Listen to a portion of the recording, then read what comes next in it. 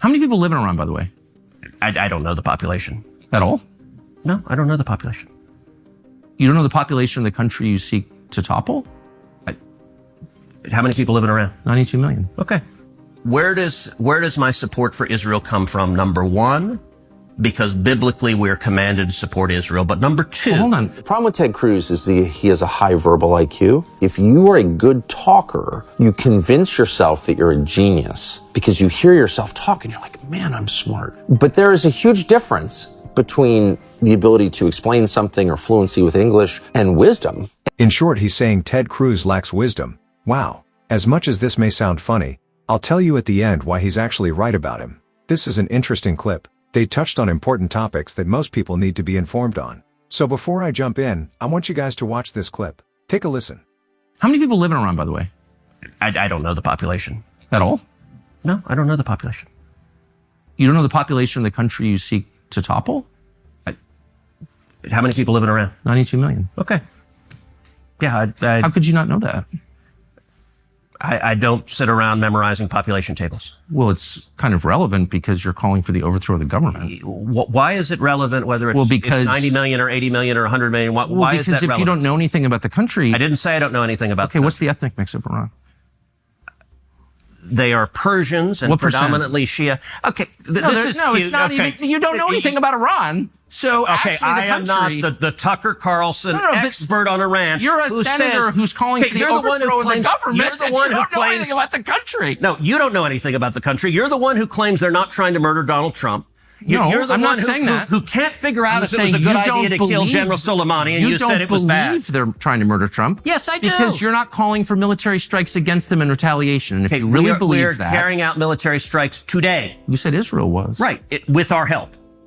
I said we. Israel is leading them, but we're supporting them. Well, you're breaking news here because the U.S. government last night denied, the National Security Council spokesman Alex Pfeiffer denied on behalf of Trump that we were acting on Israel's behalf in any offensive capacity. No, we're not bombing them. Israel's bombing them. You just said we were. We are supporting This is Israel. High stakes. You're a senator. If you're saying the United States government is at war with Iran right now, people are listening. Okay. Where does my support for Israel come from? Number one, because biblically we're commanded to support Israel. But number two... Hold on. Hold on. You're a senator, and now you're throwing out theology, and I am a Christian, and I am allowed to weigh in on this.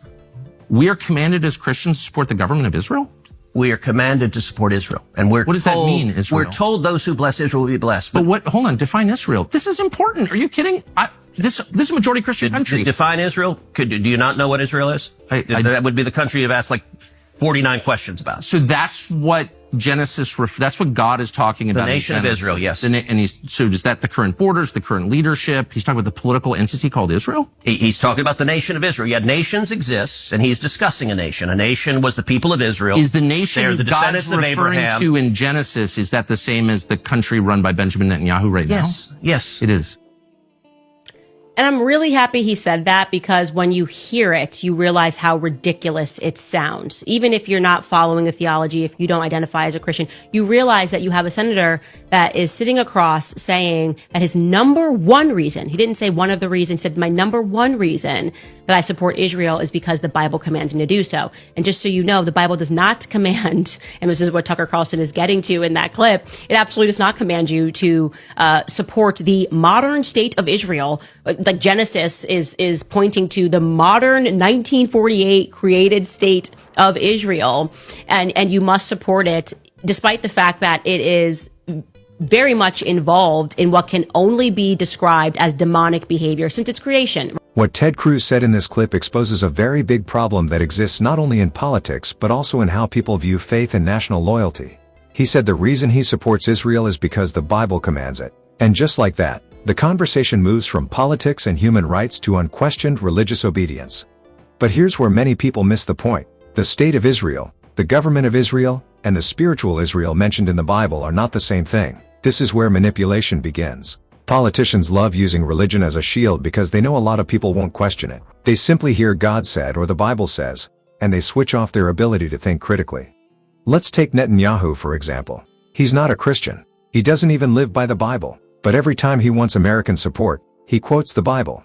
That's not faith. That's strategy. That's how you control a population that has been conditioned to believe supporting a foreign government is equal to obeying God.